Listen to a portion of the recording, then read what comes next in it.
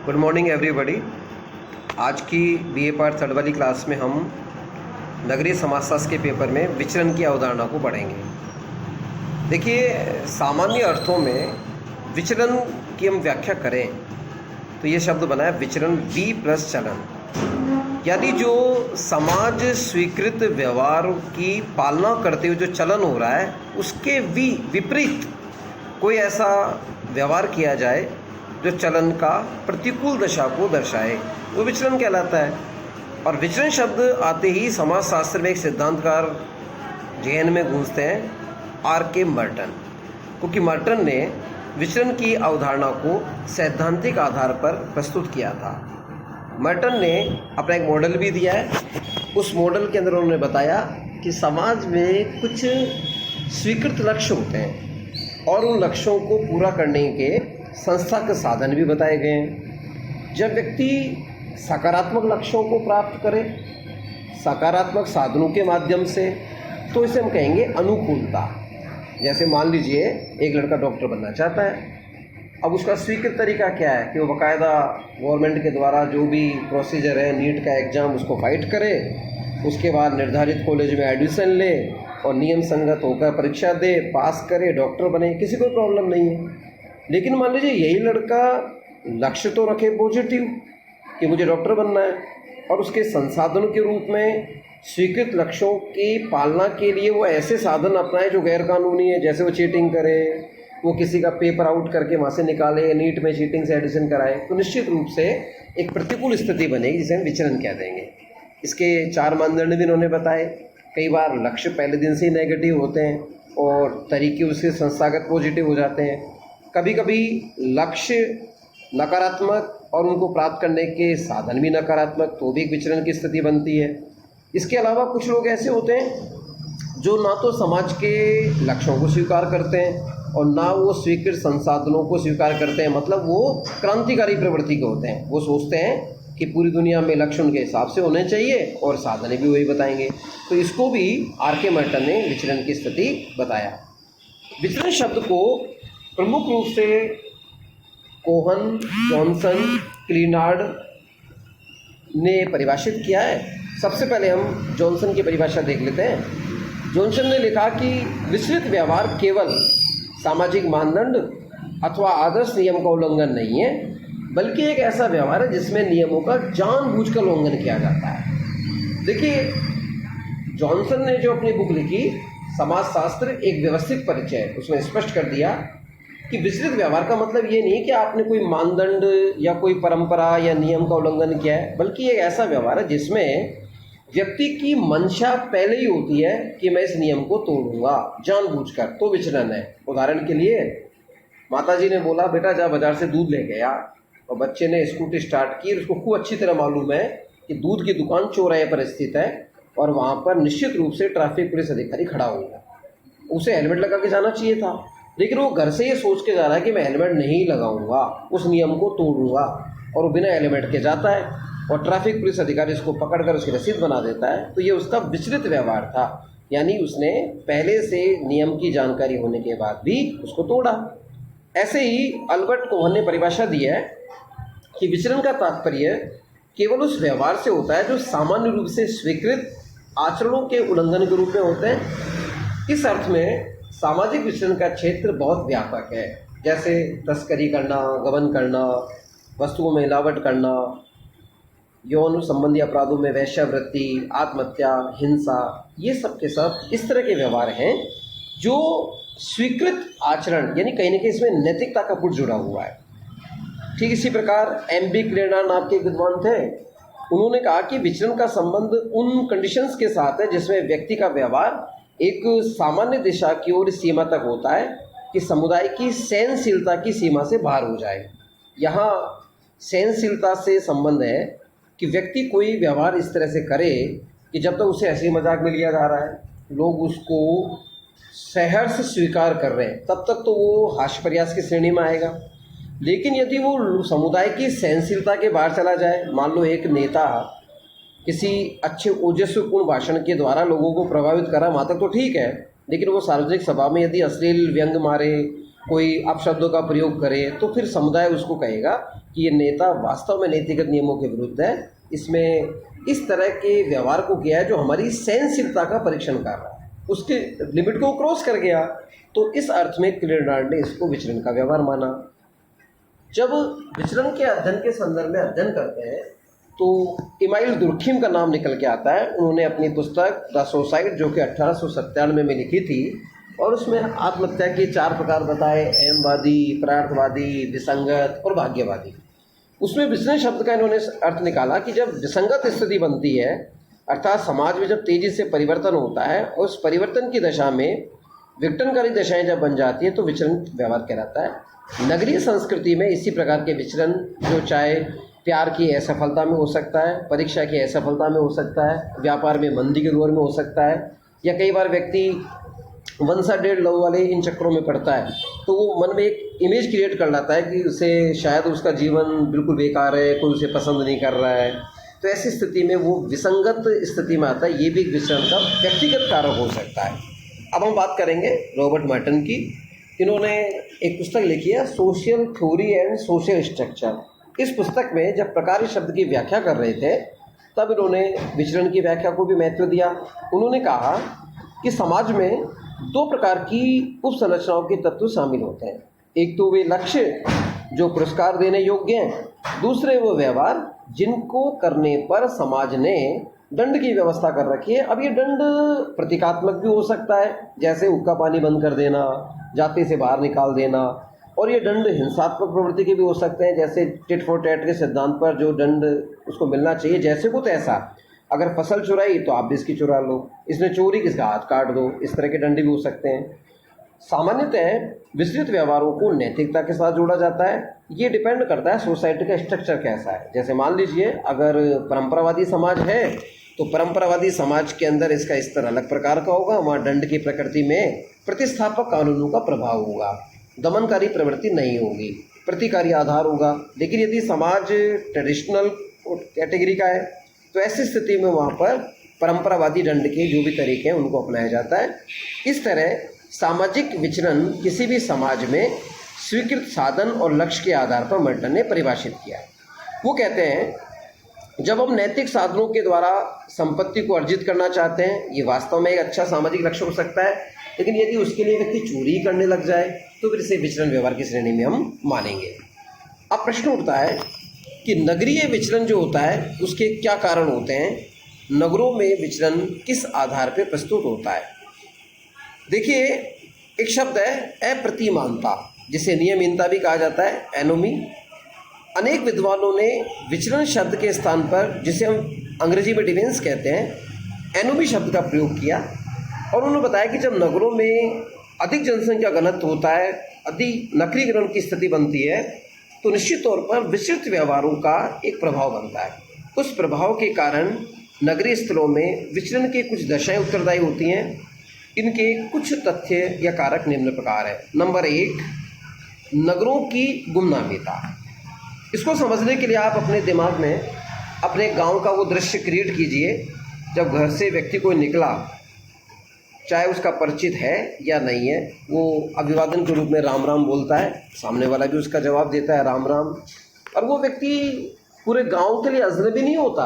अगर वो किसी व्यक्ति से बात भी नहीं करता होगा, जब वो सामने से गुजरेगा तो लोग पता क्या कहेंगे, सर आपको देखा हुआ तो लग रहा है, नाम ध्यान नहीं है, लेकिन वो आपको एक सम्मान के भाव में नमस्ते भी कर लेगा। व्यक्ति को लगता है कि इसको जानने वाले बहुत हैं, उसकी पहचान बहुत है, यानी उसका जीवन एक सार्वजनिक जीवन का हिस्सा बन जाता है। अब इसकी आप तुलना नगरों से करो। मल्टी स्टोरीज फ्लैट में वो रह रहा है, शर्मा जी गुप्ता जी अगल बगल में रहते हैं, शर्मा जी को नहीं पता गुप्ता जी कहाँ के हैं, गुप्ता जी को नहीं पता शर्मा जी के घर में आज क्या है। इतना ज़्यादा उनके बीच में संवादहीनता है। इस कंसेप्ट को मर्टन कहता है नगरों की गुमनामीता। व्यक्ति को लगता है कि वो एक गुमनाम जिंदगी जी रहा है। ऐसी स्थिति में एक ही इमारत में जब वो अपने पड़ोसी को नहीं जानता, लोगों के बीच में सामाजिक धार्मिक सामाजिक भिन्नता के आधार पाए जाते हैं, तो ये गुमनामीता का स्तर और बढ़ जाता है। इस दशा में प्रत्येक व्यक्ति इस बात से आश्वस्त होना चाहता है कि कहीं ना कहीं उसका कोई नाम हो, लोग उसका सम्मान करें, लोग उसे जाने। जब ऐसी स्थिति बनती जाती है तो कहीं ना कहीं वो नगरीय विचरण का शिकार होकर अपराधों की ओर ग्रस्त हो जाता है। वो लगता है मेरा नाम हो, चाहे वो गलत काम में अखबार में फोटो आ रहा है कि इसने फला एटीएम को उखाड़ने में अपना कार्य किया, अपनी टीम बनाई, और उसमें वो अपना आपको क्रेडिटेबल मान रहा है कि चलो बुरे में सही कम से कम अपना नाम तो हो रहा है, तो ये अपराध की ओर अग्रसर होने का मल्टन ने एक अंदेजा लगाया है। अब बात आती है दूसरे बिंदु के रूप में कल्चरल वैक्यूम के रूप में सांस्कृतिक शून्यता। मानवीय व्यवहारों को नियंत्रित करने के लिए कुछ सांस्कृतिक आदर्श नियम होते हैं, जैसे प्रथा, परंपरा, जनरीति और नैतिक नियम, इनका विशेष योगदान होता है। नगर में विभिन्न व्यक्तियों के विचार, मूल्य, रीति रिवाज में इतनी अधिक भिन्नता होती है कि उनमें मिश्रण हो जाने के कारण सांस्कृतिक शून्यता की दशा पैदा हो जाती है। फलस्वरूप लोगों का जीवन उन कानूनों के द्वारा नियंत्रित हो जाता है जो स्वीकृत, कम और दुर्बल होते हैं। अधिकांश से जो श्वेत वसन अपराध होते हैं, भ्रष्टाचार होते हैं, वो इसी के परिणाम माने जाते हैं, क्योंकि व्यक्ति ऊंचे ओहदे पर, ऊंचे नाम पर तो है, लेकिन उसके अंदर मूल्यों के प्रति उदासीनता का भाव आ गया। वो व्यक्ति ऐसे व्यवहारों को करता है जो कहीं न कहीं मूल्यपरक संगति के दूर होते हैं। जैसे ये तो कहना चाहिए कि वो व्यक्ति को नियम संगत रूप से कार्य करना है, लेकिन सांस्कृतिक आधार पर उन कामों को नहीं कर पाता। तीसरा है अलगाववाद की प्रकृति, टेंडेंसी ऑफ एलिनेशन। अलगाव एक ऐसी सामाजिक और मानसिक दशा है जिसके अंतर्गत व्यक्ति एक विशेष समाज में अपने आप को अकेला, सबसे अलग थलग, पृथक, पराया महसूस करने लगता है। नगरों में द्वितीयक और अवैयक्तिक संबंधों की प्रधानता होने के कारण लोगों की धारणा बनने लगती है कि वे जिस व्यवस्था में रह रहे हैं उनसे वे पृथक हैं, उनसे वे स्वयं किसी तरह सुधार नहीं कर सकते। ऐसी असमर्थता और शक्तिहीनता की यह प्रवृत्ति उन्हें पलायनवादी बना देती है। इसके फलस्वरूप उन व्यक्तिवादी व्यवहारों को प्रोत्साहन मिलने लगता है जो नगरीय विचरण में संबंधित होते हैं। देखिए, अलगाव की जब हम बात करते हैं तो अलगाव का बड़ा व्यापक और विस्तृत जो अध्ययन है वो कार्ल मार्क्स ने किया है। कार्ल मार्क्स कहता था कि भाई जब उत्पादन की प्रक्रिया होती थी तो उस उत्पादन की प्रक्रिया में जो आप उत्पादन कर रहे हो उससे ही आपका कोई लगाव नहीं है, रुचि नहीं है, तो फिर आप उसके प्रति कहीं ना कहीं एक विबंधित स्थिति में आ जाते हैं। आप इसको यूँ समझ सकते हैं, एक माँ अपने घर में बच्चे का स्वेटर बुनती है। आपने देखा होगा कि स्वेटर 4 सिलाई बनाई नहीं, कमर पे लगा लगा के नापने लगती है कि मेरे बेटे के स्वेटर कैसा लगेगा, इसकी डिज़ाइन कैसी रहेगी। ये भाव क्यों आया? क्योंकि उसका लगाव है उस स्वेटर को बनाने में। अब आप सोचिए, वही व्यक्ति या महिला किसी फैक्ट्री में काम करे और उसको कह दिया जाए कि भाई 2 स्वेटर बुनने पर तुम्हें 50 रुपये मिलेंगे या 100 रुपये मिलेंगे, और वो स्वेटर की डिज़ाइन ख़राब हो गई तो उधेड़ेगी थोड़ी वो तो अलगाव की स्थिति में है, उसको कोई मतलब नहीं है, उसको तो यह है शाम तक 5 बनाने और अपना मेहनताना लेके घर जाना है। तो ये अलगाववादी प्रकृति है, नगरों में ज़्यादा पाई जाती है। इसके संदर्भ में बड़ी दुविधापूर्ण स्थिति है। फिर बात आती है परिवार के नियंत्रण में कमी। नगरीय जनसंख्या में ऐसे व्यक्तियों की बहुत अधिक संख्या है जो परिवार से पृथक एकाकी जीवन व्यतीत करते हैं। स्वाभाविक है कि उन परिवारों का कोई नियंत्रण नहीं रहता। अक्सर व्यक्ति को अपने परिवार से मिलने वाली शिक्षा इतनी दोषपूर्ण या त्रुटिपूर्ण होती है कि वे समाज के नियमों का उल्लंघन करके अपने निजी स्वार्थों के अतिरिक्त अन्य चीज़ों को महत्वपूर्ण मानने लगता है। नगरीय संस्कृति में परिवार के वृद्ध सदस्यों की उपेक्षा की प्रवृत्ति होना इसी प्रकार के विचित्र व्यवहारों को प्रोत्साहन देने का काम करती है। अगला बिंदु है आर्थिक असमानताएं, इकोनॉमिकल इनइक्वालिटीज। नगर ऐसे स्थल है जिसमें विभिन्न वर्गों के बीच की आर्थिक असमानता अपनी चरम सीमा पर होती है। एक ओर नगरों का एक धनाढ्य वर्ग है जो अपनी इच्छित वस्तु पर अधिकार करने की क्षमता रखते हैं, तो दूसरी ओर हम देखते हैं कि नगरों में कुछ ऐसे लोग भी निवास करते हैं जो कूड़े कचरे में कुछ बीनकर किसी प्रकार अपना पेट भरते हैं। इनके बीच का मध्यम वर्ग जो अपनी आय से केवल सामान्य आवश्यकताओं की पूर्ति कर पाता है, लेकिन बाहरी तौर पर जब अपने आप को संपन्न दिखाने का प्रयत्न करता है तो वर्ग की अपने आप में एक स्थिति का एक स्वरूप देखने को मिल सकता है। प्रत्येक वर्ग के लिए अपनी अच्छी स्थिति का अनुकरण का आदर्श होता है, और कई बार उच्च परिस्थिति के आड़ में कुछ धनाढ्य वर्ग के लोग जैसे डॉक्टर, इंजीनियर या बड़े बड़े पदों पर आसीन व्यक्ति श्वेत वसन अपराध की श्रेणी में भी आ जाते हैं। श्वेत वसन अपराध का मतलब दुनिया के सामने चेहरा उजला और वो काम ऐसे करते हैं कि पता लगा कि उन्होंने भ्रूण हत्या में अब दोषी हैं, कोई घपला कर लिया, भ्रष्ट व्यवहार कर लिया, तो ऐसे अपराधों को श्वेत वसन अपराध की श्रेणी में हम मान लेते हैं। अगला बिंदु है राजनीति का अपराधीकरण। लोकतांत्रिक व्यवस्था में जहाँ अनेक गुण होते हैं वहाँ इसका सबसे बड़ा दोष प्रत्यक्ष मतदान पर आधारित राजनीतिक संरचना है। इसका मतलब है कि शिक्षित और निरक्षर अपराधी, गैर अपराधी, अच्छे बुरे सभी लोगों का मतदान का अधिकार होता है। और भारत जैसे देश में नगरीय जनसंख्या जो कि अनेक जाति, उपजाति, धर्म, संप्रदाय, विचारधाराओं और परस्पर विरोधी गुट में बटी होने के कारण सभी राजनीतिक दलों में संबंधित प्रत्याशियों का एकमात्र उद्देश्य चुनाव में जीतना होता है। इसके लिए चाहे वो किसी भी साधन का उपयोग करें या ना करें, अपना अलग से वोट बैंक बनाने के लिए जब राजनेता या अपराधी व्यवहारों को सहारा देने लगते हैं, उस वक्त ये दायित्व हो जाता है कि अपने समर्थकों के द्वारा अपराधी व्यवहारों के किए जाने के लिए दंडित विरोध बचाते रहें। नगरों में ऐसी जो दशा बनती है वो कहीं ना कहीं एक ऐसा कारक सिद्ध हुई है जो नगरीय विचरण को बढ़ावा देते हैं। नेक्स्ट है प्रशासनिक उदासीनता।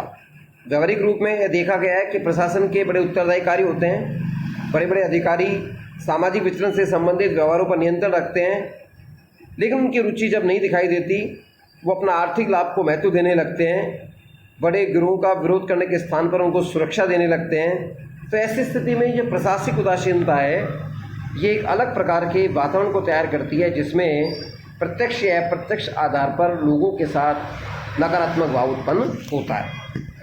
अगला बिंदु है उपभोक्तावाद में वृद्धि।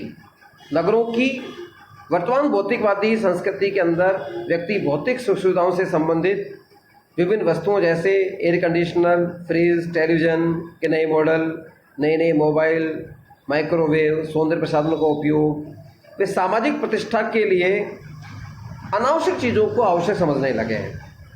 यदि भी इनके पास इनके लिए आर्थिक संसाधन नहीं होते, ऐसी दशा में व्यक्ति बैंकों से, वित्तीय संगठनों से ऋण ले लेता है, अपनी आवश्यकताओं को पूरा करने के लिए वो कार्य करने लगता है। और ऐसी स्थिति में जब वो अतिरिक्त संसाधनों का प्रयोग करता है तो आप एक बात सोचिए, जब उसने लोन ले लिया तो चुकाएगा कहाँ से? तो ये उपभोक्तावाद की जो वृद्धि है यह भी विचरण के अंदर एक महत्वपूर्ण भूमिका निभाती है। नेक्स्ट है अपराधी गिरोह के संगठन। टॉलकट पार्सन्स का कथन है कि सामान्य जीवन में जिन व्यवहारों को विचलित व्यवहार कहा जाता है उन्हें अपराधी संगठन का व्यवहार के समान माना गया है। इन संगठनों से जुड़े लोग एक दूसरे के प्रति बड़े वफादार होते हैं। यदि कोई व्यक्ति अपराधी संगठन के विरुद्ध कार्य करता है तो अपराधी संगठन अपनी संपूर्ण शक्ति से उसे दबाने का प्रयत्न करने लगते हैं। अपराधी गिरोह के सदस्य एक बार इससे सम्मत हो जाते हैं तो उससे बाहर नहीं निकल सकते। इसके विचलित व्यवहार एक संगठित रूप को लेने लगते हैं। उपरोक्त जो दशाएं हैं ये विचलित व्यवहार की सामाजिक संरचना व सामाजिक संस्थाओं से संबंधित है। वास्तविकता यह है कि विचलित व्यवहार किसी भी समाज की व्यवस्था व आंतरिक सुरक्षा के लिए बहुत बड़ा खतरा होते हैं। इसी प्रकार नगरीय स्थलों में विचलित व्यवहारों को कम करने के लिए अनेक उपाय भी बताए गए। Doctor MJ. सेठना ने सुझाव दिया कि बच्चे की किशोरावस्था के दौरान उसे शिक्षा के माध्यम से नैतिक व्यवहारों की शिक्षा दी जाए, प्रशिक्षण दिया जाए, जिससे स्वस्थ राजनीतिक व्यवस्था उत्पन्न हो सके। ऐसी नैतिक संहिता विकसित करना आवश्यक हो जाता है जो राष्ट्रवाद के लिए आज एक महत्वपूर्ण चीज़ है। जब हम राष्ट्रवाद की बात करते हैं तो ये पिछड़ेपन का संकेत हो जाती है, लेकिन सच यह है कि इस जनसाधारण में राष्ट्रीयता का भावना का विकास तभी हो सकता है जब हम बच्चों को छोटी आयु में ही नैतिक शिक्षा दें, अपनी धर्म, जाति के प्रति सहिष्णुता सिखाएं, उसे ऐसा तैयार करें कि वो जातिवाद, क्षेत्रवाद, संप्रदाय को प्रोत्साहन देना बंद करे, तो संभव रूप से हम विचरण की समस्या को दूर कर सकते हैं। विभिन्न अध्ययनों से स्पष्ट हो चुका है कि नगरों में विभिन्न प्रकार की विरोधपूर्ण दशाओं के उत्पन्न हो जाने के कारण विचलित व्यवहार प्रत्यक्ष या अप्रत्यक्ष रूप से आधुनिक नगरों के लिए बड़ी चुनौती बन गए हैं। कुछ समय पहले तक समझा जाता था कि सामाजिक भेदभाव व अवसरों की असमानता नगर के लिए आवश्यकता है, जबकि समाजशास्त्रियों का विचार है कि वर्तमान युग में नगरीय विचरण को समझने के लिए समाज के निम्न वर्ग की आर्थिक कठिनाइयों व कच्ची बस्तियों के पर्यावरण की तुलना में उस राजनीतिक संरचना को समझना चाहिए जो बहुसंख्यक समाज को समझ सके। स्टर्लिंग क्लेटरी के अनुसार यह विचार बड़ा सही प्रतीत होता है कि नगरीय जीवन को पारस्परिक विरोध, हिंसा और दूसरी तरह के विचलित व्यवहारों को बचाने के लिए हमें अपने मूल्यों के साथ साथ विदेशों की कूटनीतिक गतिविधियों पर भी ध्यान देने की आवश्यकता है। तभी हम संभवतः एक अच्छे राष्ट्र का निर्माण कर सकते हैं। आशा ही नहीं, पूर्ण विश्वास है इस टॉपिक को सुनकर आप नगरीय विचरण के बारे में भली भांति समझ पाए होंगे। आपने इसे ध्यान से समझा, पढ़ा, इसके लिए आपको कोटिशः धन्यवाद। आशा ही नहीं, पूर्ण विश्वास है ये जानकारी आपको लाभप्रद सिद्ध होगी।